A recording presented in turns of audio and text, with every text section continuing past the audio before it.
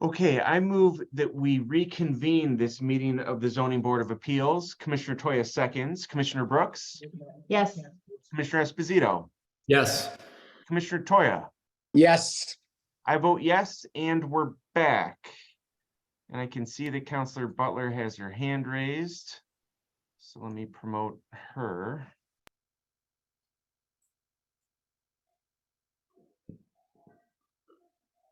Counselor Butler, are we ready to call your case?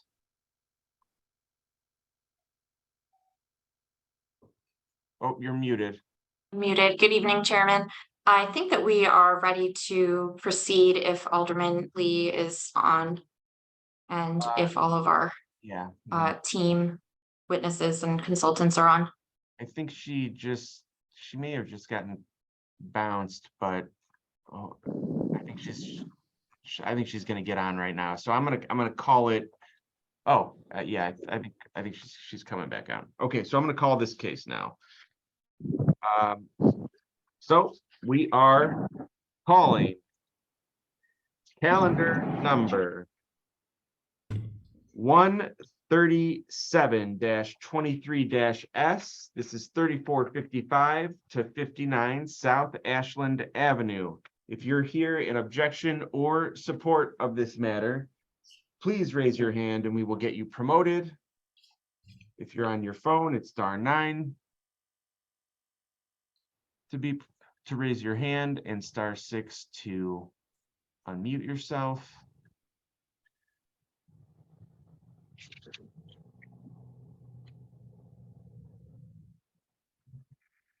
Okay. And I can see we do have Alderman Lee on. I'm here. Thank you. Excellent. Alderman, so I know there's been a lot of discussion in the background. What is your position right now? Do you want this? Are you requesting a continuance? What are you? What's your proposal? Thanks for that, and I thank you for the patience today. I know it's been a long day. I'm asking for a continuance. I made a commitment to some constituents, actually all of my constituents, to hold a community meeting. In addition to all of the meetings that the applicant has already had. This is not currently in the 11th ward, but it will be. And I made a commitment to have a community meeting. And based on some staffing changes and the fact that this was in the 12th ward, not 11, I didn't have sufficient time to make that happen when I was notified of the agenda item on being on the ZBA agenda for today. Okay. And Counselor Butler, what is your position on the request for a continuance? Thank you, Mr. Chairman. Our team respectfully objects to the request for the continuance. We understand the purpose of the continuance request is to allow for continued engagement. And if you would allow me a moment to articulate our rationale for the objection, we appreciate the opportunity. We strongly agree that the community needs to be engaged prior to a special use being considered by the board. For that reason, the applicant engaged early on and frequently with the community. Not only have we satisfied all of the procedural requirements to go forward with the public hearing today, we have gone above and beyond to engage with the 11th ward and the 12th ward, given the change in the boundary maps, the neighbors, community organizations in the area. This matter was broadly publicized in the community, and I want to quickly just go through the steps that were taken in connection with this matter to engage with the community. So our denial letter was initially posted to the city's website in October of 2022. We met with Alderman Abarca of the 12th ward and Alderman Lee in January prior to filing the application. We filed the application in January 11th, and mailed out notice of the application to surrounding property owners. We've filed an affidavit to that effect with the Zoning Board of Appeals. The application was also notice of the application was also posted to the city's website as is required.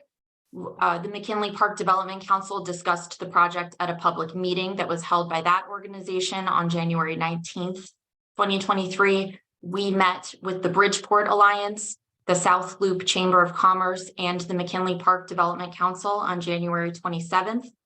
We hosted an in-person community meeting on February 6th at the restaurant that's immediately next door to the subject property. That meeting had a virtual attendance option via Zoom. It was also live streamed to Facebook by the McKinley Park Development Council. That video remains on Facebook and is available for anybody to see and to engage with. We, monitored and reviewed the comments that were posted there. That community meeting notice was published in the Sun Times on January 18th. We provided notice to the Zoning Board of Appeals, the 11th Ward and the 12th Ward by certified mail on January 20th. Both the 11th and the 12th wards created their own respective flyers and publicized that meeting through their own channels. The McKinley Park News published an article about the meeting and about the dispensary on January 27th. The meeting was well attended. Nearly 36 people attended in person. 15 people attended via Zoom. We don't have a count of the number of people that participated through the live stream, but based on the nearly 100 comments in response to the meeting, it appeared to be very active and well attended through the McKinley Park Development Council. After the community meeting, we continued to engage with neighbors, with business owners, and with community organizations. We engaged with the Backup the Yards Development Council in March and received a letter of support from that group in April. We met with the 36 Squared Small Business Incubator on March 29th, 2023. We met with the McKinley Park Underage Drinking and Other Substance Use Coalition of the Midwest Asian Health Association on March 30th. We re-engaged with the McKinley Park Development Council as recently as yesterday and this morning to make sure that all of their comments had been addressed and all of the bases had been covered. All of these facts are affirmed by the community meeting affidavit that was filed with the board in advance of this hearing, except with respect to the more recent updates over the last couple of weeks. We feel very confident that we have gone above and beyond what is required to go forward with a public hearing, but we are very, very happy to commit to ongoing community engagement, including convening a meeting, a regular ongoing meeting or group, a community, council with members of the neighborhood who are selected by the aldermen of the alderwomen of the 12th and 11th wards on a going forward basis. So with that, we respectfully object to the request to continue. As with many of these dispensary licenses, time is of the essence. The conditional license was granted in July of 2022, and we currently have 360 days to convert that conditional license into an actual operating license. So we are on a clock, and a continuance to June could be devastating to this project's feasibility. So we do request to move forward with the public hearing tonight.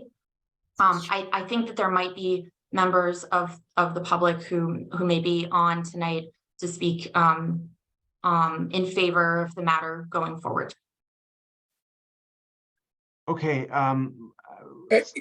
Chairman, this is Commissioner Toya. Do we have opposition to this? That's what I Yes, want to know yes. right now. Yes, Do we have opposition? yes. Yes, if I We can do say, have something- opposition. yes, can I say something from a preliminary matter? So right now, we're just talking about the continuance. Okay, and this is a reference to the continuance. Steve, are you from the community, Steve? Yes, I am. If I can introduce myself. Okay, yeah. May I? Hold on. Look, Steve is gonna talk right now, and then I'll call on the next person, and then they can talk, but not until then, okay? So Steve, to the continuance, to the issue of the continuance only right now, because I haven't decided whether we're gonna get to the substance of the matter yet. So on the issue of continuance only, what would you like to say? Hello, everybody. Thank you for allowing me to speak. My name is Steve Dimitro. I'm from the community lifelong resident, recipient of the McKinley Park Civic Association Award.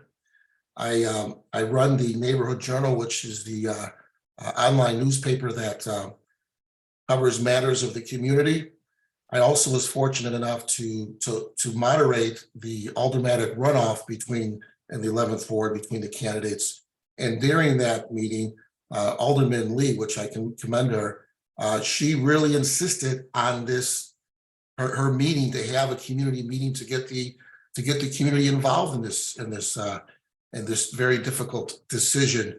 Over 2,500 people watched that forum, and Alderman Lee, on many occasions through her newsletters, says she would keep the community informed about meetings or any special events with regards to this. And the community is relying on her to have a meeting. There's a whole board that's relying on her. She's the leader of the community. And if she wants to have a continuance, so be it. Commissioner Toya, I was watching the meetings earlier, and I want to steal your line, if I may. I think you said communication is the key to success when you stated. Oh, I said that. Yes, you did. And I think they were asking for a continuance. And I think that's when you said that. There needs to be communication between community and between the proponents of the movement and the side. And I was at the February 6th meeting that the proponent talks about. And during that, let's just talk about the continuance. I won't go into the facts. But I think it's very important for the community that the alderman be allowed to have her community meeting regarding this issue. It's very important to our community, and she's our elected leader. Okay, thank you. Let's go next to George David. And tell if you have something to say on the issue of continuance alone. Now is the time to speak. You're currently muted, though. Good evening. Yes, sir. I definitely have something to say. I'm not an award-winning community member. I just own a home here and pay my taxes. I'm a working class citizen. I believe in the community. I asked via social media before the alderwoman was elected for her to take a position on this publicly, and she did not at every opportunity. I think we should move forward and let Justice Cannabis Company present their case. I've worked in dispensaries, open dispensaries in the city. I know what good effect they can have. I am not an expert. I'm just a community member who has experience in the industry, and I know what good it can do for the businesses and everything. I think we should move forward just in the interest of the community itself. Okay, thank you. Lilia Guevara, if you have something to say on the issue of continuance only right now, please proceed. Thank you. My name is Lilia Guevara. I am a resident at the McKinley Park community, and I am a public health ambassador. And our community and our neighbor communities, which is Back of the Yards and Bridgeport, are hardworking entrepreneurs and responsible citizens with high values. And we oppose to the cannabis dispensary. There are 3 daycares, a middle school, an aviation school for teenagers. Hold up. No, we're getting into the substance. The issue is the continuance. Yes, for the continuance. Not your opposition. The community needs to be informed. Yes, the continuance will be great because the community needs to be informed. Okay. Thank you. Okay. I am going to deny the request for a continuance. I do believe there has been substantial community engagement. It's also an unusual circumstance because Alderman Lee is not currently the alderman of the ward in which this sits. I know that with the map change that's changing, but this process has happened, as Councilor Butler stated, for quite some time. So we're going to move forward with this application tonight. So with that, I'm going to start swearing in both the witnesses for the applicant and the objectors, and we are going to proceed. Mitch Zavada, can you state your name and address, please? Sure. My name is Mitch Zaveduk, Zaveduk. I live at 2844 Floral Drive in Northbrook. Do you swear or affirm to tell the truth in these proceedings? I do. Thank you. George Kissel, this is the first time we're seeing you today, is that correct? Yes, it is, Chairman. Okay, could you state your name and address, please? Certainly. My name is George Kissel, business address 141 West Jackson, Chicago. And do you swear or affirm to tell the truth in these proceedings? I do. Thank you, and the board recognizes your expertise. Thank you, Chairman. Louis Abuna has already been sworn in and his expertise has been recognized today. Thank you. Do we have April Geisman? Yes, sir. Could you state your name and address, please? I'm April Giesman, Giesmann, and the address is 101 Laura K Drive, Suite 101, or Suite 100, I'm sorry, O'Fallon, Missouri, 63366. And do you swear or affirm to tell the truth in these proceedings? Yes, sir. Thank you. Anthony Miller, state your name and address, please. Hi, my name's Anthony Miller. My address is 291 Green Street, Pea Ridge, Arkansas, 72751. Do you swear or affirm to tell the truth in these proceedings? Yes. Thank you. Eric Albers, can you state your name and address, please? Yes, my name is Eric Albers. It's ALBERS. And my residence is 1304 Woodcrest Court, Nixon, Missouri, 65714. Do you swear or affirm to tell the truth in these proceedings? Yes. Thank you. Ken Boucher, can you state your name and address, please? Yes, sir. My name is Kenneth Boucher, Bouche. Work address is 10 South Wecker Drive in Chicago, 60606. Do you swear or affirm to tell the truth in these proceedings? Yes, I do. Thank you. And Mike Wolin has already been sworn in today and his expertise has been recognized. Thank you, sir. And now let's go to the others on the call. Steve Dimitro, you're here in objection, correct? Steve, you're currently muted, Steve. Okay, yes, yes. Okay, can you state your name and address, please? Sure, my name is Steve Demetrio. My address is 1920 West 34th Place, Chicago, Illinois, 60608. Do you swear or affirm to tell the truth in these proceedings? Yes, Thank you. George David, are you here in objection or support? Good evening, Chair. I am here in support, sir. Okay, can you state your name and address, please? Yes, sir. My name is George David Perez, HE3AW, United States Navy veteran. I live at 1628 West 38th Place. I'm the homeowner and occupant. Do you swear or affirm to tell the truth in these proceedings? I do, sir. Thank you. Let me see here. Oh, hold on. We've got Zachary Taylor raising his hand. Go ahead and unmute. Good evening. I'm in support, 2614 West 35th Place. Okay, your name is Zachary Taylor? Yes, Okay, and do you swear or affirm to tell the truth in these proceedings? yes, I do.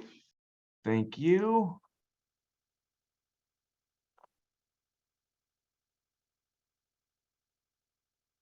Lilia Guevara, are you here in objection?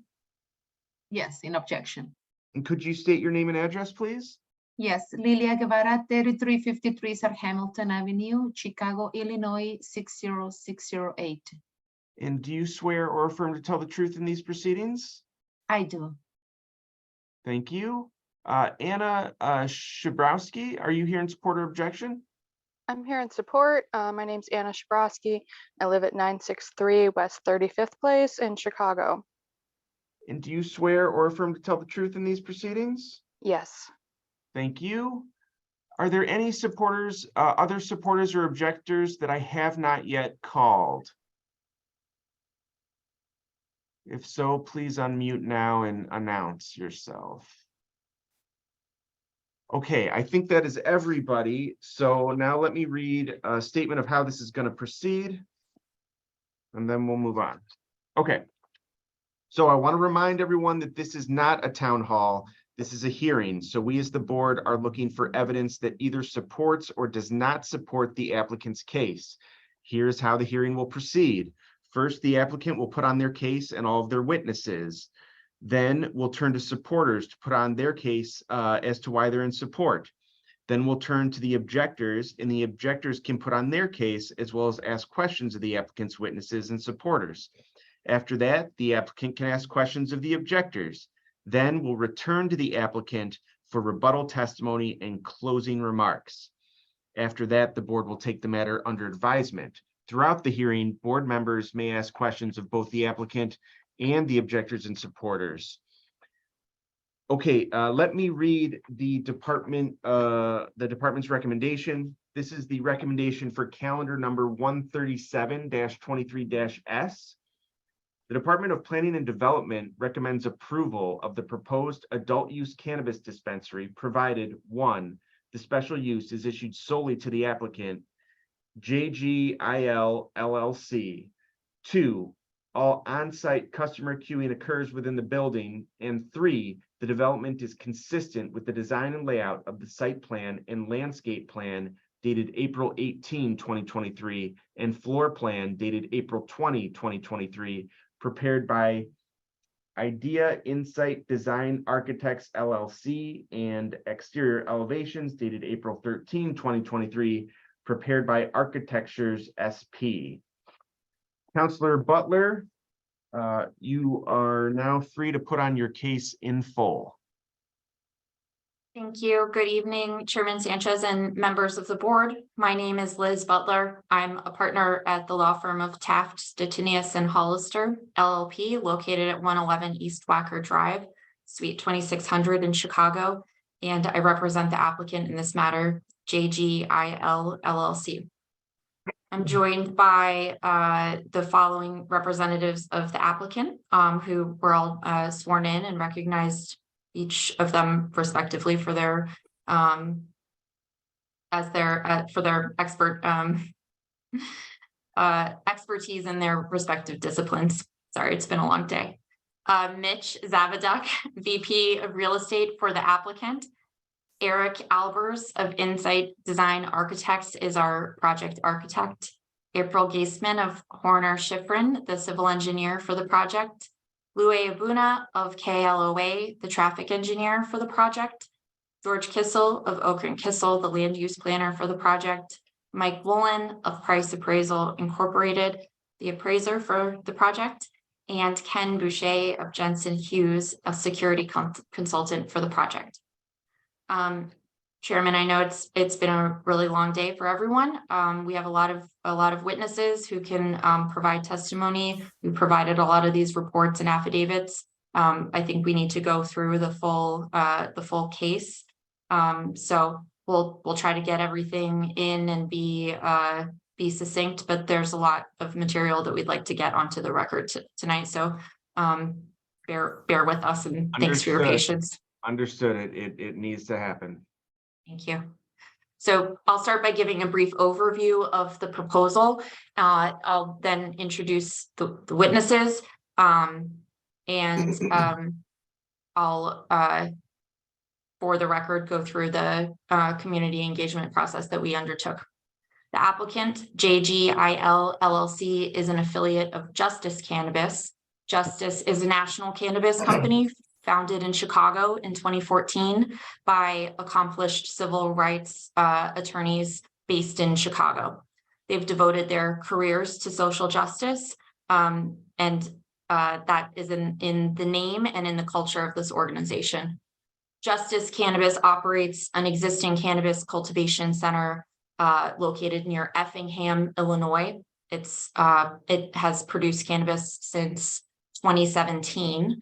Justice Cannabis also operates 12 medical and adult use dispensaries in Pennsylvania, Utah, Missouri, New Jersey, and Michigan. The applicant has been awarded, as I mentioned earlier, a conditional adult use cannabis dispensing organization license from the state of Illinois. The applicant is seeking to establish an adult use cannabis dispensary within the existing single-story commercial building located at 3455 South Ashland Avenue. The proposed dispensary will operate under the name, the brand name Block Dispensary. The applicant has, as you'll hear tonight, extensive experience in cannabis sales and dispensary operations, and it brings its breadth of experience and its proven track record for using best practices and standard operating procedures. The property, the subject property is approximately 15,494 square feet in size. It's located at the northeast corner of South Ashland Avenue and West 35th Street. It's currently improved with, as I mentioned, a single-story commercial building with approximately 2,757 square feet of floor area, as well as a surface parking lot. The property is currently owned by Chicago Title Land Trust as trustee under trust agreement dated 10/7/2004. That the applicant submitted its special use application with authorization from the property owner.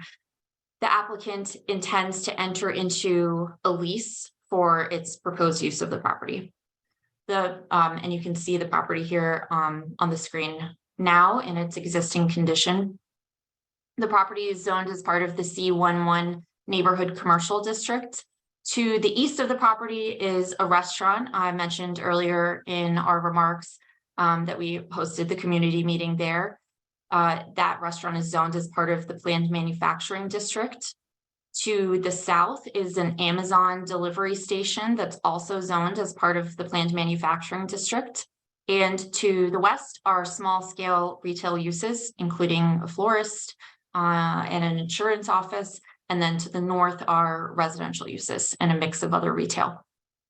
The dispensary will curate and sell cannabis as well as cannabis infused products like vaporizers, vaporizer cartridges, topicals, tinctures, edibles, all of which will be obtained by the applicant from an Illinois registered adult use cultivation center, a craft grow, or an infuser, or some other regulated cannabis operation. All sales will be conducted in accordance with the requirements of the Cannabis Regulation and Tax Act. The floor plan that was submitted to the Zoning Board of Appeals as part of our application and then updated with the findings of fact and reviewed by staff depicts the layout of the proposed dispensary. It indicates the different access levels for each space. That includes the public access, limited access, and the highly restricted access areas. So the customer entry area is proposed to be located at the north side of the existing building. It'll be accessible from the existing surface parking lot. You can see the building orientation on the screen now. So you can see prior to being admitted to the proposed dispensary, any customer will check in with the applicant's security agent in the customer entry and waiting area. The security agent runs every guest's identification card through the state database. Once cleared through the state database, the customer will be admitted to the building and escorted by the dispensary agent to the sales floor. Do we have the color coded? Yeah, that would be great if we could keep that up for a minute. So the remainder of the space is a restricted access area. Oh, I'm sorry. We skipped over the sales floor. So once the individual passes through the security protocols at the entrance, they'll be escorted to the yellow limited access area of the building. And the remainder of the space is the restricted access area that includes the vault in color coded in pink, the packaging area, security office, and the manager office. And we'll talk a little bit more about that as we continue with the presentation. The proposed dispensary in terms of operations is anticipated to serve approximately 350 customers a day once fully stabilized. Each purchaser is anticipated to visit for between 5 and 10 minutes and may spend between $75 and $100 per transaction. The hours of operation are proposed to be between 9 a.m. to 9 p.m. on Mondays through Saturdays. And on Sundays, the hours will be 9 a.m. to 7 p.m. There will be 6 to 12 employees on site at all times, including a minimum of 2 security agents and an agent in charge or a dispensary manager.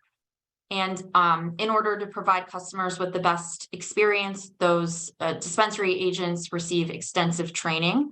In addition to participating in Justice Cannabis's responsible vendor program, which has been approved by the Illinois Department of Financial and Professional Regulations, all dispensary agents also participate in an extensive 2-week training course that includes classroom instruction on topics like cannabis product information, daily purchasing limits, safe consumption of cannabis, and the use of specific cannabis products.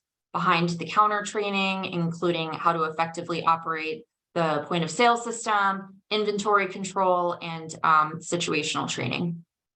Dispensary agents are also required to participate in continuing education programs to stay current with industry practices. The applicant will keep records and evidence of training of its dispensary agents in its files, which will be maintained on site. The applicant, in consultation with Justice Security LLC, who is its contracted third-party security firm, has established a robust security plan, which we can talk more about. The dispensary will include 2 to 3 armed security guards on site during business hours. Its security guards will be trained specifically for cannabis dispensary operations, including with respect to crowd control, firearms training, and de-escalation techniques. Up to 2 guards will greet dispensary customers. They'll be stationed strategically in order to oversee on-site operations. And then the 3rd security guard will be watching interior and exterior camera feeds. 30 to 40 high definition cameras will be located throughout the proposed dispensary. Product will be delivered via the security entrance on the east side of the building in that pink color-coded area of the building. The courier parks its vehicle in the surface parking lot. They approach the security entrance, which will be manned by a security detail. And then once cleared for entry, the courier is escorted by a member of the applicant's security staff into the building. The courier will transport the cannabis product into the secure vault, also shown in pink on the floor plan. The vault contains the cannabis and cannabis-infused products. Agents are required to adhere to strict unloading and loading protocols and regulations related to receiving the cannabis products. So every step and every detail of the operations have highly thought out and planned security protocols. Every inventory purchase the applicant makes from a cultivator, infuser, or other vendor is logged into its LeafLogic system on delivery. And the location of the secure delivery area and vaults are again depicted here on the screen. So to briefly touch on the site plan, because we can get into that further with the architects and civil engineer on the call. We submitted the site plan, floor plan, building elevations as part of the application and the findings of fact. We worked very closely with staff over the last few months. We worked with the community to solicit input and feedback, and numerous site enhancements were made. The site is non-conforming with respect to landscape requirements. The proposed development will bring the site into conformance with the landscape code and has made substantial enhancements in the way of additional landscaping and trees. New bicycle racks were added. A sidewalk was added around the building. Curb cuts and drive aisles were narrowed in the interest of the pedestrian comfort and safety. And then elevations were revised from the original proposal to incorporate additional transparency and to upgrade and replace the storefront systems to create a more active retail storefront presence in the spirit of the Connected Communities and Transit Serve Location Ordinance. So to go back to the community engagement process that was undertaken and a little bit about the background of Justice Cannabis, I mentioned that the applicant was founded by Chicago-based civil rights attorneys who have devoted their careers to social justice. And as a result, the applicant has been dedicated to socially conscious business practices. So, for example, the applicant will be a partner in the Roll It Up for Justice program with the Last Prisoner Project. That's a group dedicated to assisting justice-impacted individuals, including releasing cannabis prisoners and helping them to rebuild their lives post-incarceration. The applicant has developed a robust community engagement plan, and as you heard in our opening remarks, are committed to continuing to work with the local elected officials and the community organizations that have joined us tonight and that have participated in the outreach process that we undertook before coming to this hearing. The applicant's community engagement plan will measure the positive impact that the applicant will make in the community. And as part of that plan, Justice will has an incubator program whose mission is to increase representation in the cannabis industry by individuals who qualify as social equity applicants. The applicant is committed to hiring from within the community, including from the 11th and 12th wards. We will work with both the alderwomen of those boards to host hiring fairs and make public announcements of those job opportunities. The applicant intends to participate in ongoing community activities with local nonprofits, host food and toy drives, fundraisers. Mitch Zavodek can talk about some of the ongoing volunteer-related activities that Justice has already undertaken and intends to continue once it is operational at this location. So we talked about the fact that the property is currently located in the 12th ward, and then after implementation of the new 2022 City Council ward maps, the property will be moving into the 11th ward. And as a result, we engaged with both the 11th ward and the 12th ward offices from even before filing the application.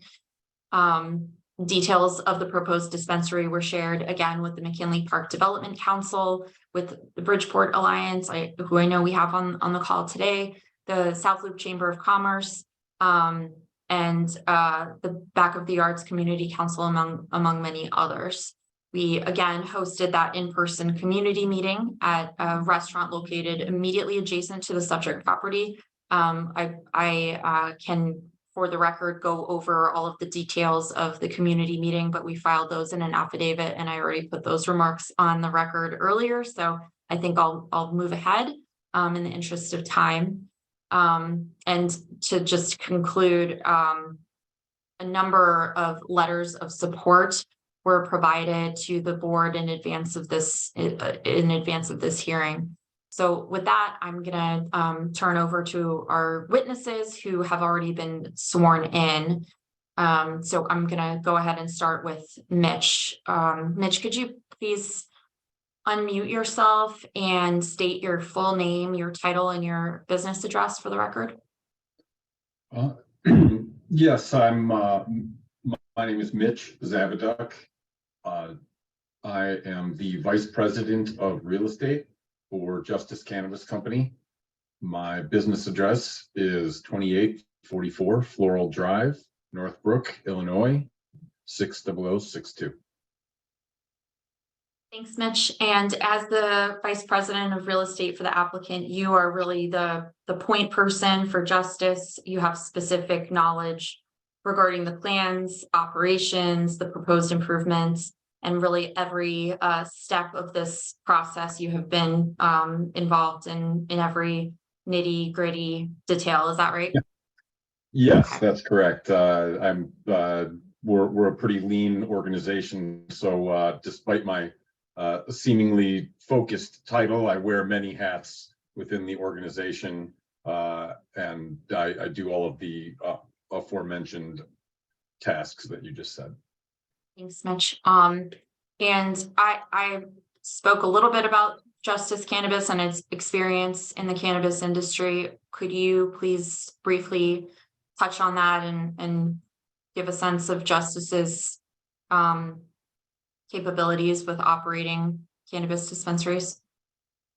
Yeah, so thank you for that opportunity. We've been founded in 2014, and we started our operations in earnest in 2017 with our cultivation facility down in Edgewood, Illinois, which, as you noted, is just 10 miles south of Effingham in the Effingham Police District. This is one of, there are only 21 full cultivation licenses in the state of Illinois, and they're currently owned by 17 different companies, of which Justice is one of those companies. This will make us a fully integrated cannabis company within the state of Illinois, and we will be able to provide our own products to our dispensaries, which is important in this industry, as sometimes there can be a dearth of supply, and we won't have to suffer from that as much as any other dispensaries that might not have their own cultivation affiliated. In addition to our Illinois operations, we have a full vertically integrated operation in California with an outdoor farm, a processing center, indoor 35,000 square foot processing facility, and a retail facility. We have licenses for distribution there. We also have medical dispensaries, as you noted, in the states of Utah, Missouri. Actually, Missouri is recreational. The medical dispensaries are in the states of Utah, Pennsylvania, and a lot of states are converting to rec, which is why, excuse the confusion there. We have recreational dispensaries in Missouri and in Michigan and in New Jersey. So we also have cultivation in Pennsylvania, New Jersey, and California and Illinois, as I had said previously. So it would be correct to say that Justice Cannabis has extensive experience in cannabis sales and dispensary operations. Correct. We are about to open up another dispensary in Waretown, New Jersey in a couple of weeks. At that point, by then we will, by this summer, we should have 15 open dispensaries. And we're very adept at opening them and running them successfully. Some of them have been open since 2017 and are operating very successfully. And now you are proposing to establish a cannabis dispensary at 35th and Ashland, right? Yes. And could you please briefly describe your proposal and the proposed operations for the cannabis dispensary at the subject property? Yes, we would, as indicated, this would be a adult use cannabis dispensary. The dispensary is ideally located in our estimation based on its ingress and egress, its parking, its public transportation, its ease of foot traffic and bike traffic. The streets there are wide and able to handle this kind of a dispensary. We also find this to be a dispensary desert, if you will. If you look at a map of current dispensaries where they are in the Chicagoland area, this is an underserved area, and we are excited to bring these services to this part of the community. As you indicated, justice is not just in our name, it's in our core and our core values for our company. It's what we do and what we bring.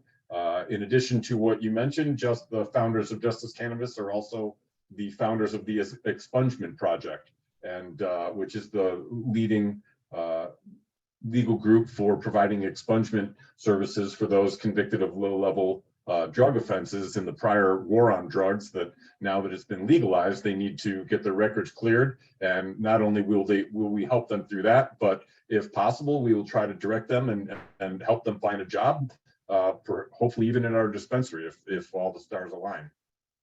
So Thank you, Mitch. Could you talk a little bit about the proposed physical configuration for the dispensary, including with respect to the security protocols, hours of operation, how does a customer enter, and what does that look like? Sure. So as you noted, the hours of operation would be Monday through Saturday, 9 a.m. to 9 p.m. and Sunday, 9 a.m. to 7 p.m. The store would have its entrance and its exit for customers on the north elevation of the building. Once a customer enters into the north elevation, that is the public waiting area for the dispensary. There will be a guard in there and a check-in desk.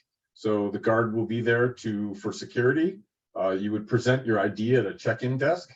When you come into a dispensary, your ID needs to be presented to a dispensary clerk who will actually run it through a machine that machine is connected down to Springfield. So they will scan the barcode or the CR code or QR code on the ID to prevent any sort of false ID. It's a very secure system. Once they end, also to make sure that the purchaser hasn't exceeded daily purchase limits within the state of Illinois. Once they've cleared that, they would be walked from the waiting area and cleared into the showroom.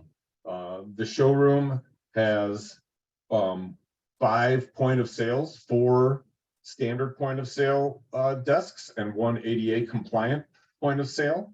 All of the point of sale areas adhere to the required width and height promulgated by the IDFPR. In addition to that, when the purchasers walk in, what we have found across our enterprise is approximately 85% of our customers pre-order their products online, either the night before or the morning of. So what we have found in all of the years and throughout all the states that we work in, that the average time per customer on the floor is 4.5 minutes. The time is actually skewed a little bit by those 15% of people that didn't pre-order and that are sort of browsing a little bit.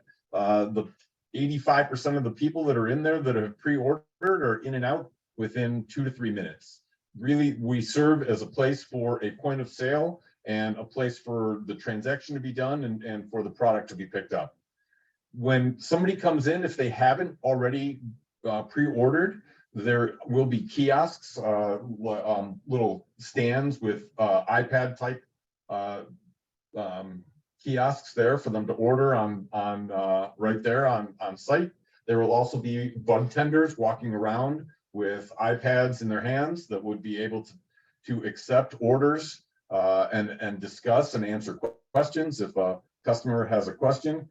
And by the way, even if just because we're an adult cannabis dispensary doesn't mean that we aren't accepting medical patients. And these folks come in, especially in an area like this that I mentioned before, that is a desert for dispensaries. There is no medical dispensary anywhere near this facility. So it would be more than likely that those medical customers would come in and we would have staff on site that would be able to direct them and guide them. Once they make their purchase, they would go out through the same door that they came in. The sales desks are set up such that they're right next to and adjacent to our vault. So our sales staff never leave the sales desk. They simply place the order and it gets electronically sent to the employees that are located inside the vault. Those people in the vault prepare the order. There's a pass-through window with a, like at a currency exchange, where the people in the vault will pass underneath the window what the order fulfillment is. The cashiers at the point of sale only need to turn around, pick up the order from what we call the dip tray, where the vault people have fulfilled the order, and hand it to the customer. When the customer receives the order, it will be in a bag that will be stapled with the receipt attached to it. We'll also put a little friendly note on there reminding them that consumption is not allowed either on premises or in public areas. And, you know, with a little cute sign saying, "Be kind to your neighbors." We'll also friendly remind them there from our staff, and there will be signs on our exits on their way out, reminding them again, consumption is not allowed in the parking lot, on the premises, in public streets. This is something to be consumed at home. If you can see on the east side, the east elevation of the building, that is where the delivery and the security staff would be entering. So the deliveries will never come in through the same door as the customers. Both cash pickup and deliveries go in and out of that security door, which is right next to the security office. Those pickups are done at random intervals so that there's not a predictable time, although they are scheduled such that obviously the people on staff would know that they're coming, but it wouldn't be the same time every week or during the same day on any given week for those pickups for safety reasons. I think I might have covered a fair amount of the customer experience. Well, one more question for you, Mitch. Well, maybe a few more questions for you, but one that we addressed during the community engagement process, there were questions about whether there were any issues that we would anticipate with unattended minors in proximity to the subject property potentially gaining access. Would it be possible for a child that's an unattended minor to gain access to the facility? That's a great question, and the answer is an emphatic no.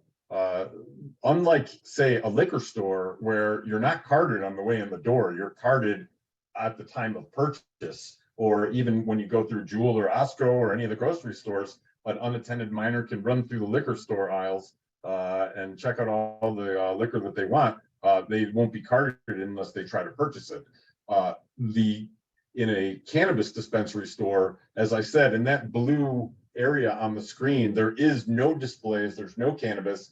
Even when you start walking in the door, the first thing you're going to be asked for is an ID. So unlike a liquor store, you get carded from a cannabis store on your way in, and you're not allowed into the sales floor where there's any even display items that would be available for an unattended minor to attend to. Further of that, in accordance with Illinois law, all windows at a dispensary in Illinois need to be tinted so that you can't see in from the outside. So a child even just walking by can't look in and see what's going on inside a dispensary in the state of Illinois. Thank you. Mitch, could you please address Justice's best practices for employee hiring and training, including how many employees will be hired here, how many will be on site at any given time? Thank you. Excuse me, we hire approximately 22 employees per dispensary. That consists of 18 full-time employees and 4 part-time employees. That will cover all shifts and all days. Staffing at any given time will depend on the day of the week and the hour, and it's generally it would be no less than 6 people, and generally speaking, no more than 12 on staff at any one time. That would be our, like I said, depending on time of day.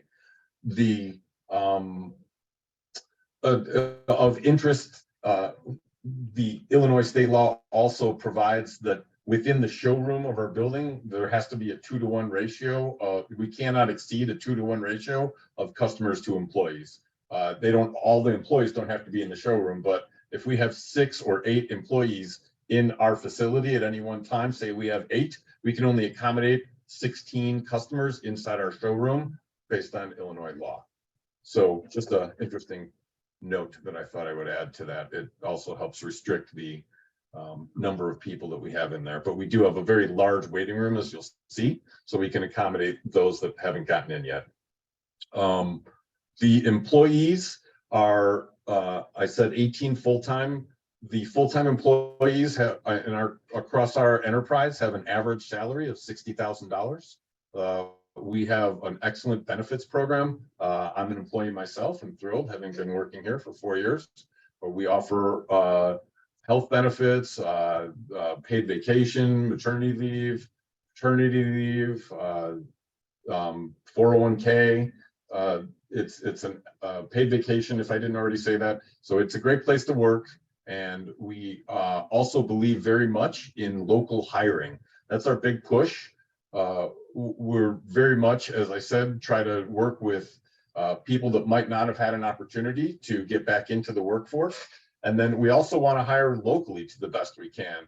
We will work with the local alder women to make sure that we have job fairs notified through each of their offices. We typically like to hold job fairs at our property itself when we do this, so that we can give prospective employees a chance to see what it's like to commute from their house to their potential future place of work.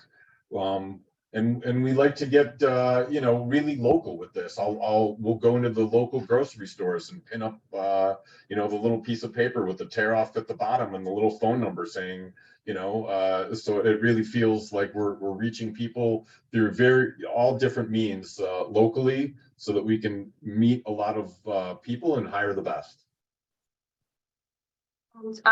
Mitch, what would you say is the average wage that an employee working here would be earning?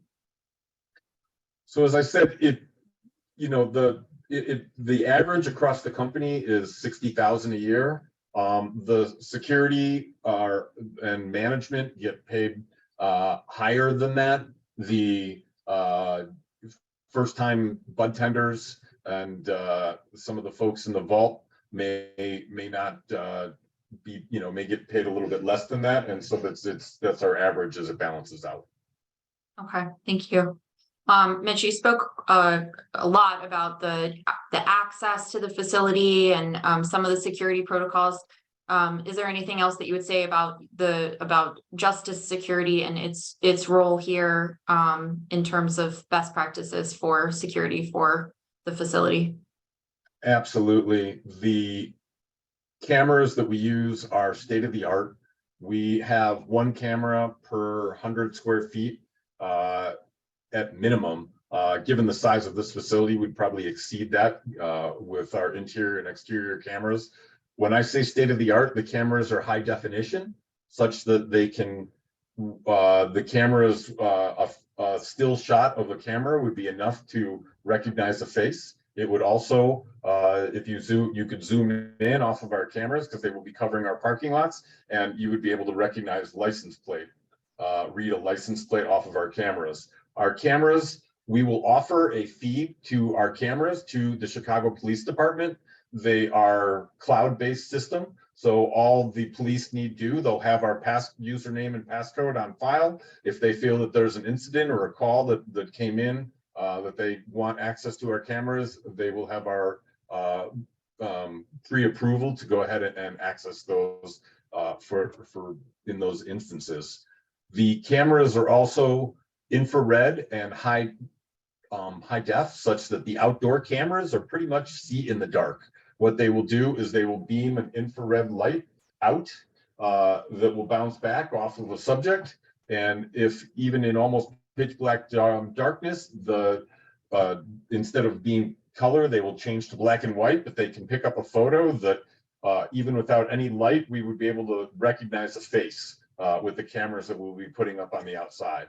The cameras will be pointing down so that they will only be capturing the sidewalk around and our parking lot. So we'll continue to respect neighborhood privacy. As you said, the security guards, we're going to have 2, sometimes 3, depending on the busy times, on site at all times. The security guard, one will be monitoring the camera feeds, and the other one will be at the check-in area or being somewhere inside as needed. Thank you.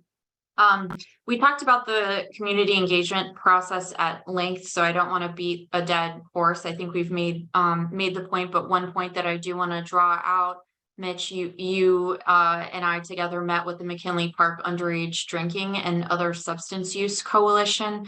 And in that meeting, didn't you commit to becoming a member of that coalition? Yes, absolutely. And could you share a little bit about the conversation with that group and why they were supportive of Justice's cannabis dispensary being established at this location? Absolutely. So the benefit to having a dispensary, as opposed to, first of all, it allows law-abiding citizens to purchase cannabis in a law-abiding way, and not, and so it decreases the what would be a potential demand creation for an illegal drug purchase on the street, which is what everybody wants to avoid. And because then those are unregulated, and obviously they don't, not carting you on the street, whereas something like our facility does.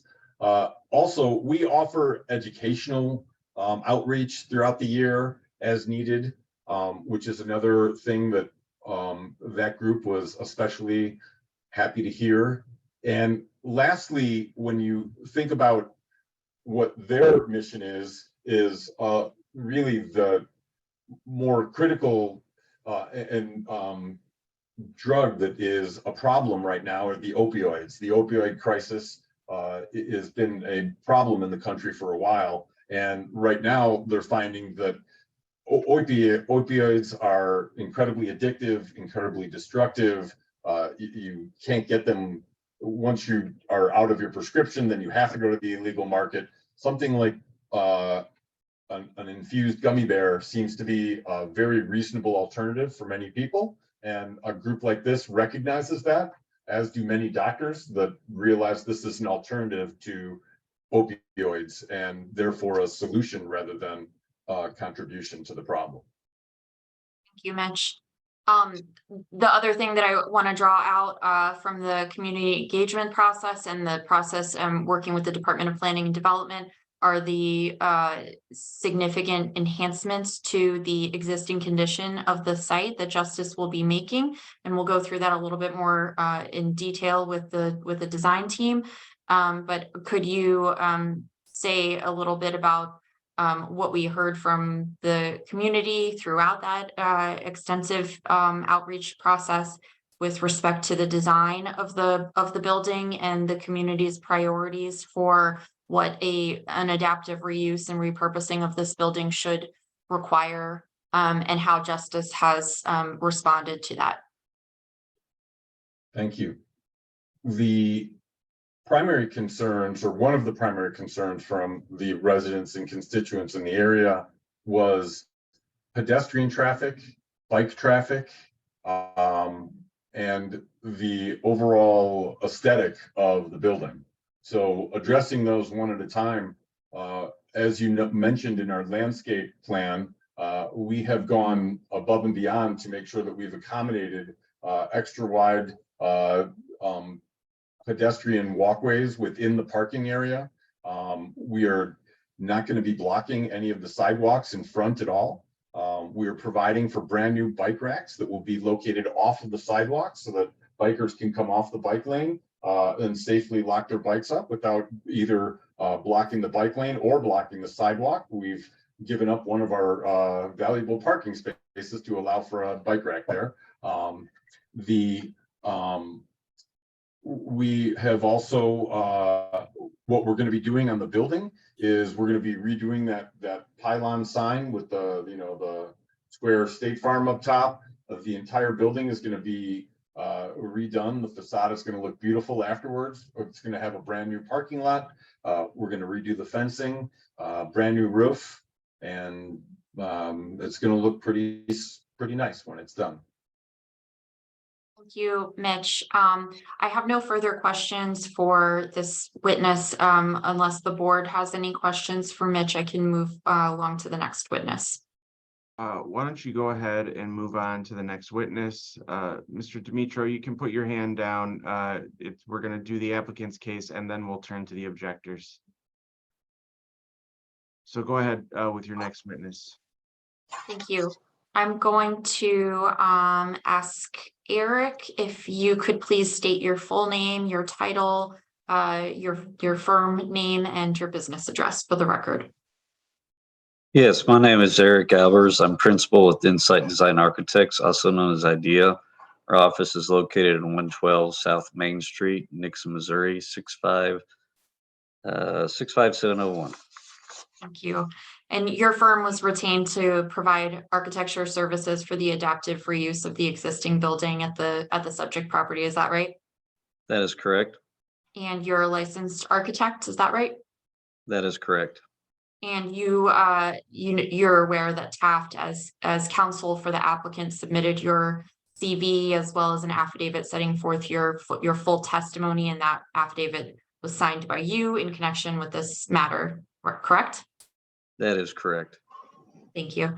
And could you please briefly describe the site, the floor plans, and the scope of work that is proposed in your own words and consistent with the affidavit that was submitted to the board in advance of this hearing?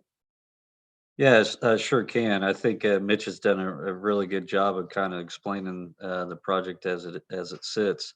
But we're looking at the property at South Ashland Avenue and West 35th Street for approximately 2,757 square feet floor. And we're doing a complete remodel of this property for the site itself and for the building itself. We've kind of already talked about the layout of the interiors and the safe zones that occur from the waiting to the showroom to the more secure back of house areas. We are doing a pretty extensive exterior remodel to this project.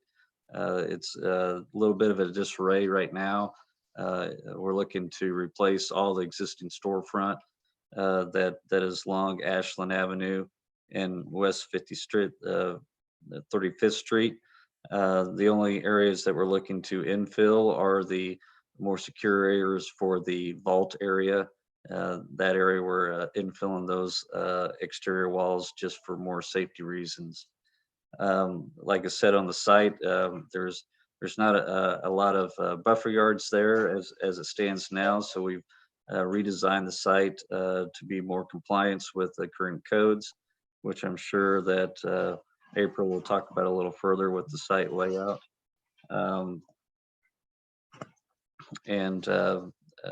You know, that I think that's about it, because I don't want to. I want to take good use of the time, and I understand that Mitch is pretty much explained a good portion of why we laid it out the way we have, where the entries work, how the delivery works, how we've improved from the streetscape and from the site improvements. Thank you, Eric. And maybe to whomever is controlling the presentation, we could show the building elevations as we're talking about the design. Thank you. I'm going to assume that there are no questions at this time, and we'll move ahead to our next witness in the interest of time. I'm going to ask April if you could please state your name, title, your firm, and your business address for the record. I'm April Giesman. I am Vice President of Horner and Schifrin, an engineering firm. And my business address is 101 Laura K. Drive, Suite 100 in O'Fallon, Missouri, 63366. Thank you, April. And your firm was retained to provide civil engineering services for the adaptive reuse of the subject property. Is that right? That's correct. And you're a licensed professional engineer. Is that right? Yes. And Taft, as counsel for the applicant, submitted your CV along with the proposed findings of fact and an affidavit setting forth your testimony, which was signed by you in connection with this matter. Is that right? Yes. And I'd like to go through your testimony consistent with that affidavit. Could you please briefly describe your scope of work on this project? As the professional engineer, we prepared the site plans and submitted by the applicant in connection with with this project. We also had a landscape architect as a sub-consultant that did the landscape preparation for this project. Thank you, April. And just in the interest of time, I'd like to focus your testimony on the changes to the plan that were made to upgrade the site to bring it into compliance with the landscape code, as well as enhancing the pedestrian safety and comfort. Sure. What the existing site is fairly paved. There's just a few very small landscape islands around the outside perimeter that's pavement all the way most to the property lines.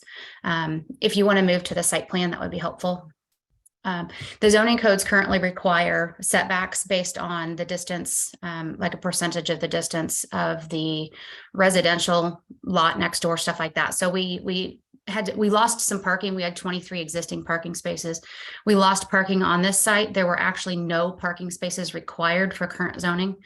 But by pulling in creating that green space buffer, we had to lose a couple of parking spaces. So we're down to 18 total.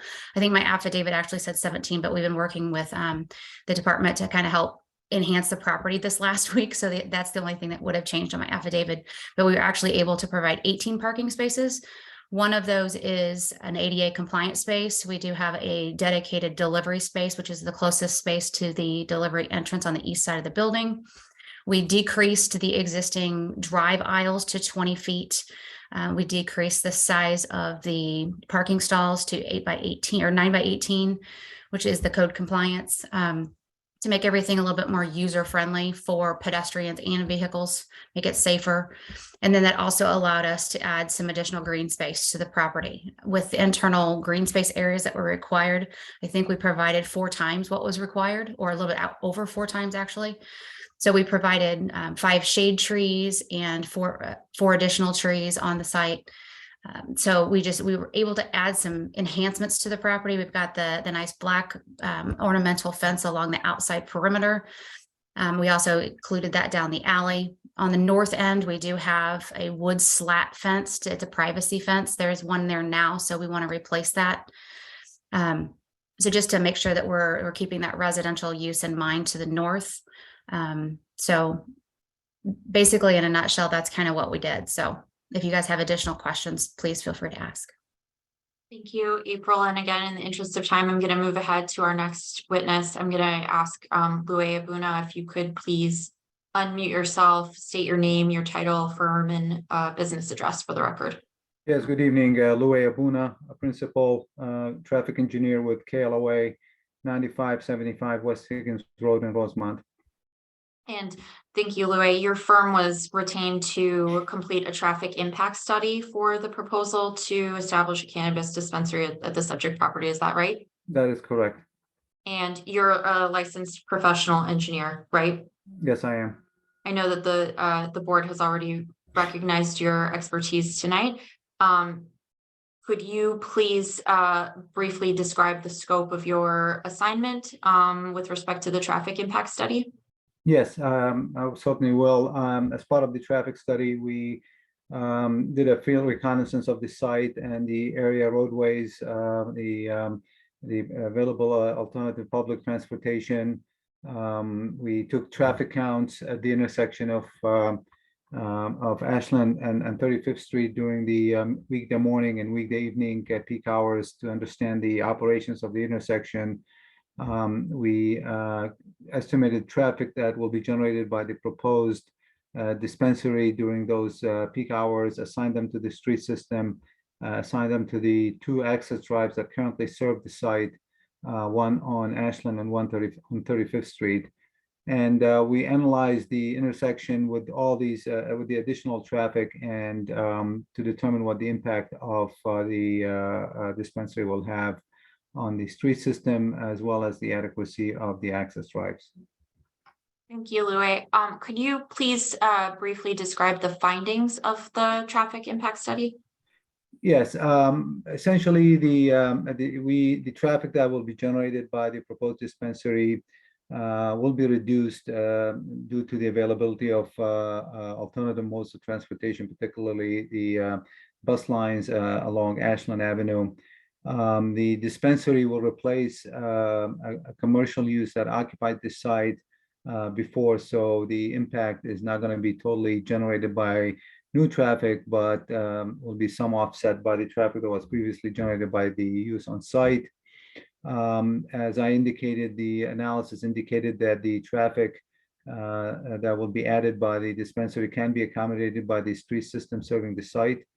And that the two access drives, the one on Ashland Avenue and the other one on 35th Street, both of them will be sufficient to accommodate the traffic ingressing and egressing the site, and will ensure that is a flexible access system is provided. Thank you, Louis. Louis will remain on the line to answer any questions that the board might have. And but in the interest of time, I'll move ahead to our next witness. George, could I ask you to please unmute yourself, state your name, address, your business and your profession, please? Certainly. My name is George Kissel. I'm the president of Okrent Kissel Associates with offices at 141 West Jackson here in Chicago. I'm a licensed architect and a certified planner with over 40 years of experience in the field of zoning and urban planning. Thank you, George. And you were retained by the applicant to conduct an urban planning analysis of the proposal to establish an adult use cannabis dispensary at the subject property. Is that right? That is correct. And did you prepare a report detailing your analysis, your findings, and your conclusions? Yes, I did. And you are aware that that report was submitted to the Zoning Board of Appeals in advance of this hearing, right? Yes, I am. And normally I would ask a different question, but I'm going to ask you tonight if you would please briefly describe your findings and conclusions, especially with regard to the standards contained in the Chicago zoning ordinance for approval of a special use, and especially the criteria for approving an adult use cannabis dispensary, if you would. Certainly.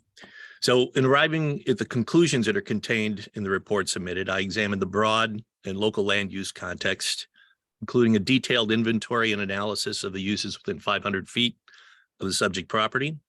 We analyzed the land use characteristics of the proposed use. We evaluated the proposal with respect to the standards for the C11 neighborhood commercial district, and evaluated the proposal with respect to the additional criteria for the approval of special uses and those that pertain specifically to adult use cannabis dispensaries. The report submitted contained sufficient detail and evidence in support of the conclusion, so I'm going to try to be brief and really just touch on the major points, but covering all of them. First and foremost, there are no schools present within the 500-foot distance from the property line as required by ordinance. The closest schools to the subject property are Evergreen Academy Middle School at 3537 South Paulina. It's about 680 feet away. And Nathaniel Green Elementary School, 3525 South Honore, about 1,400 feet away, both located well beyond the 500-foot ordinance buffer.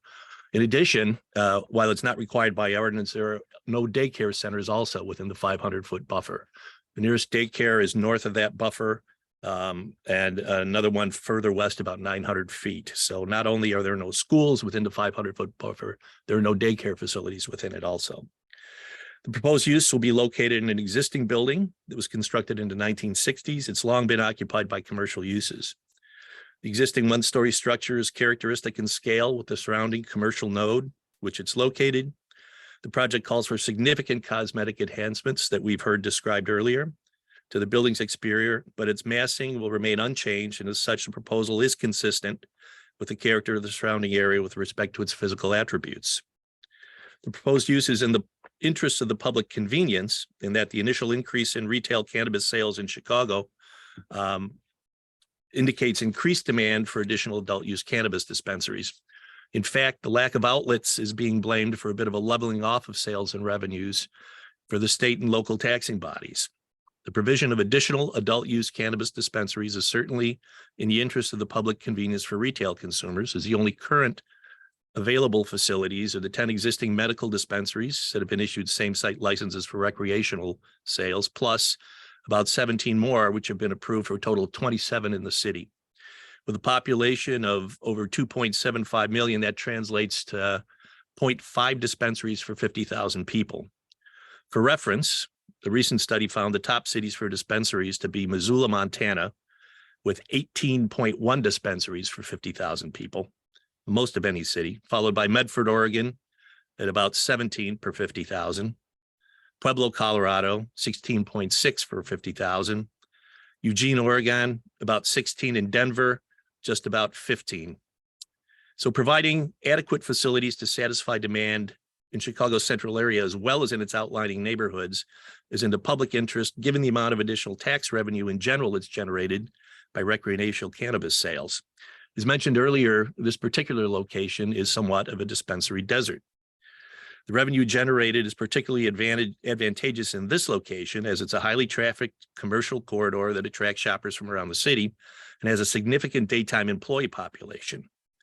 The subject property is part of a commercial node at the intersection of Ashland Avenue and 35th Street, both significant mile streets in the city of Chicago, and are commercial in nature.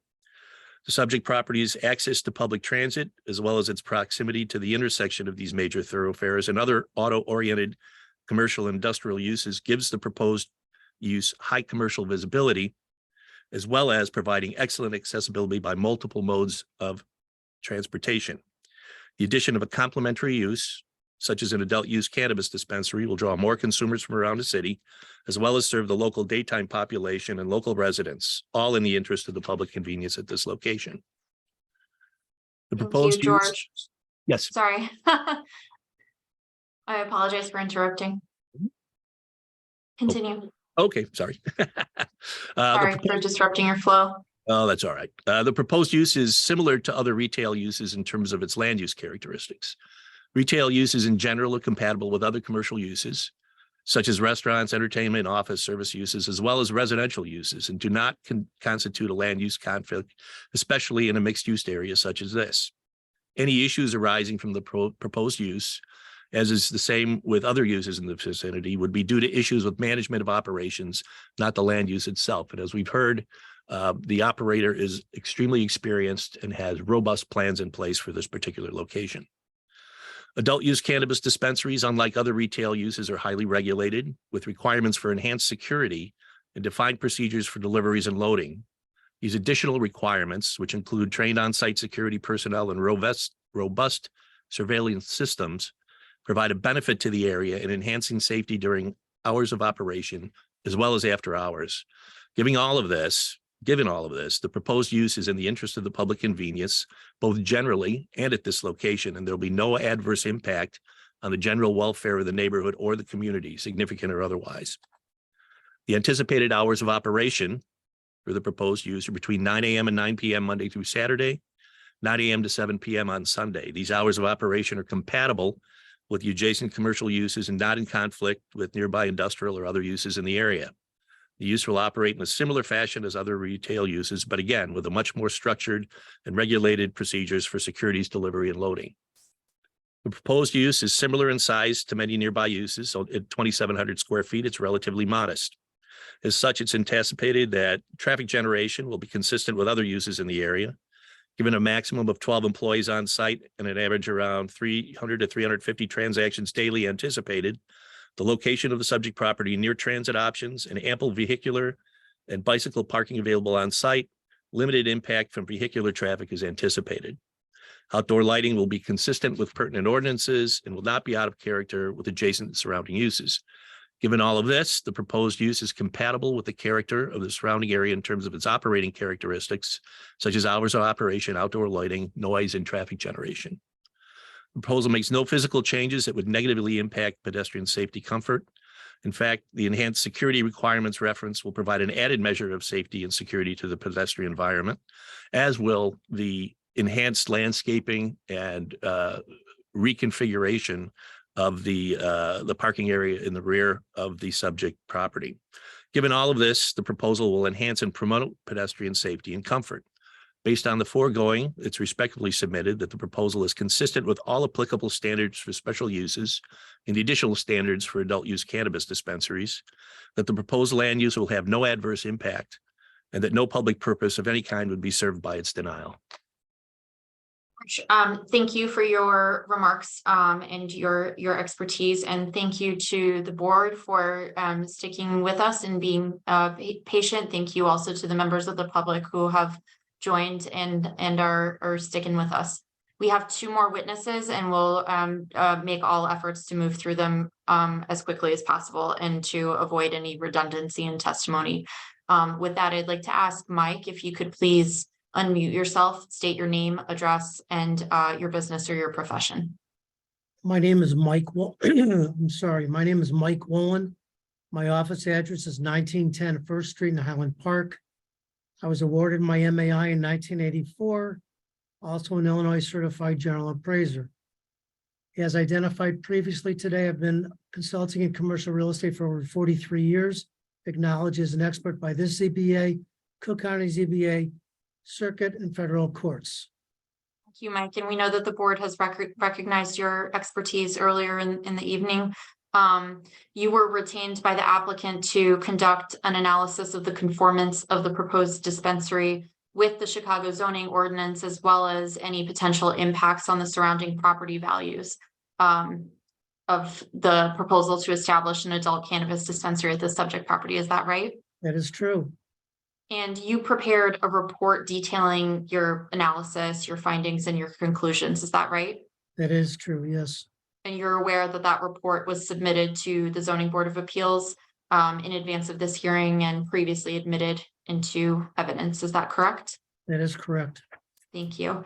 And could you please summarize the findings and conclusions contained in your report with specific attention to the impact on property values, since we've covered in detail the conformance with the Chicago zoning ordinance standards for special use approval? I initially inspected the property and the environment on June 7th with follow-up inspections on September 10th, November 12th, and December 14th. This partially fenced site's frontage along the east side of Ashland, South Ashland, north side of 35th Street. As identified, it's a 1-story building formerly occupied by State Farm Insurance and the COVID-19 testing center. And according to the on-site maintenance person, tells me this building has been vacant for over 2.5 years. Already identified were the hours of operation. I researched nearby commercial hours, included those hours on page 8 of my report, as well as other dispensaries and mixed-use areas like the subject, and that's included on page 33 of my report. The subject hours are relatively consistent with these hours as compared to other commercial users, as well as other dispensaries. To determine whether there were other uses that might be of issue to the proposed use, I analyzed walkscore.com, googlemaps.com, Chicago Zoning Interactive Maps, and each of these sources identify the closest school is over a half a mile away. As identified by the zoning ordinance, section 1717-0101, there's no school within 500-foot zoning distance guideline. I completed research relative to the impact of cannabis establishments on surrounding properties, included those studies in my report. I researched values abstracted from MRED, formerly MLS, around 7 dispensaries for an extended period in similar mixed-use areas like the subject. In fact, these studies reviewed show the closer you are to a dispensary, the greater the property value. The introduction of a dispensary is not correlated with any decline in property values. That concludes the summary of your report. Yes. Thank you, Mike. I have no more questions for this witness. I'm going to move to my final witness. Ken, are you on? And if you are, could you please unmute yourself? Yes, I am. Thank you. Great. Could you please state your name, your address, and your business or profession for the record? Yes. My name is Kenneth Boucher. My address is 10 South Wacker Drive in Chicago. My profession is I'm a vice president with Jensen Hughes, very large engineering company, but we're a small niche part of it. We were formerly Hillard Heinz, a Chicago-based security risk management company, where I served as the chief operating officer for the 10 years before our acquisition. Prior to that, I served a career in the Illinois State Police, where I retired as a colonel. Thank you. And you were retained by the applicant to conduct an analysis of security and public safety considerations related to the proposal to establish a dispensary at the subject property. Is that right? Yes, that's correct.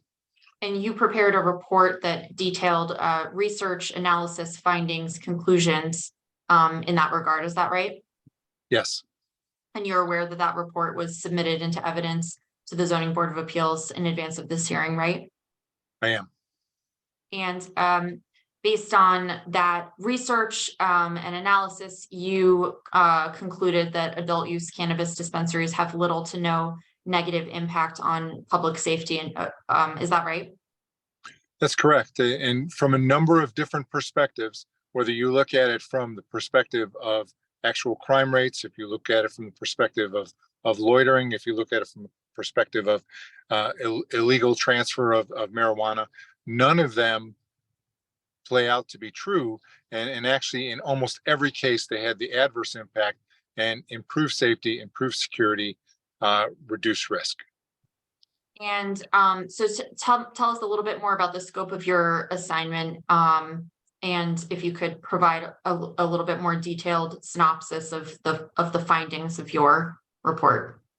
Absolutely. I think working with Justice Cannabis, a little bit of background, at Hillard Heinz, we've been in the marijuana security side of the business since recreational marijuana came to Illinois in 2014. We've had over 25 clients, and the vast majority of them come to us for the reason of helping build security programs. I was hired by Justice Cannabis for a slightly different reason, and that's more based on our law enforcement consulting work and our deep research work to look at the impacts in a wide range of ways of cannabis dispensaries on local communities, specifically from the point of view, actually 2 points of view. One is, what can Justice Cannabis learn from that, and to make sure that they are practicing the best practices to not only avoid it, but to help drive those problem areas away. And two, to be able to present in community meetings specifics with fact-based research, and not really opponent-based research. And it's almost all of the research we use has been put forward by universities and think tanks looking at the different impacts. And both of these reasons really were put forward to make sure that they're, one, coming into the communities in the best possible stance and providing the best possible security, safety, and appropriate atmosphere for their dispensaries. The things that we really honed in on that are all outlined in my report, a lot of people have already touched on, but it really comes down to that the things that people believe from a gut instinct and from what we used to learn about the use of marijuana is that it's going to ruin our kids, it's going to lead to deeper drug use, it's going to drive property sales down. We've talked about a lot of these, and in every case, it's been proven statistically by objective researchers that it's just not true. And I'd be happy to ask any questions on a wide range of 12 different areas that we looked at in the paper. But the bottom line is in every case, it really laid out in the same result, is that the only impacts are really positive. Thank you, Ken. I think in the interest of time, we'll make all of the witnesses available to answer questions that the board might have. I know that we have a number of supporters that are on with us tonight, so I will, I have no further questions for this witness, no further witnesses, and if the board has any questions, we can entertain those at this time. Are there any questions from the board at this time?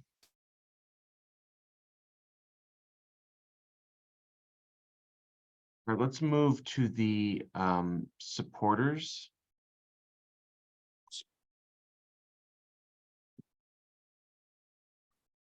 Here, how about George David Perez you'd like to unmute and tell us why you're in support of this matter. Hey, thank you very much, Chair. Thank you very much, Board, and everyone else still out here on this call at this hour. It's like, appreciate it.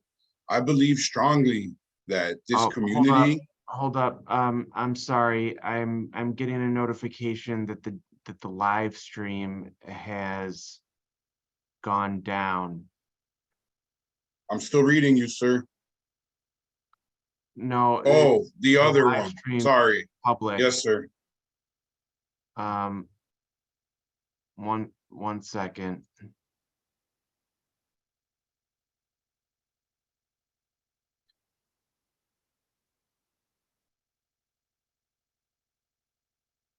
Okay. Just hold on, because it does appear that the live stream has gone down.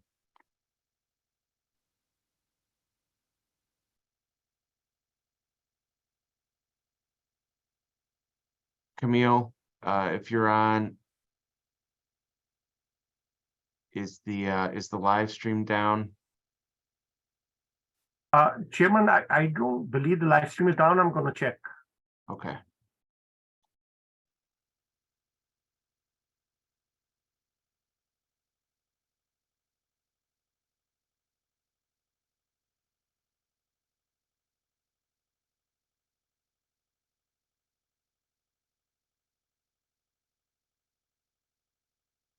Yes, Chairman, that I guess they have a limit of 12 hours, so I'm gonna stop and start again. Just give me 2 minutes if you want to take a break for 2 or 3 minutes. Let's take a just a 5-minute break to 9:21. I move that we recess until 9:21. Commissioner Toya seconds, Commissioner Brooks, Yes. Commissioner Esposito, Yes. Commissioner Toya. Yes. I vote yes. We'll be back at 9:21.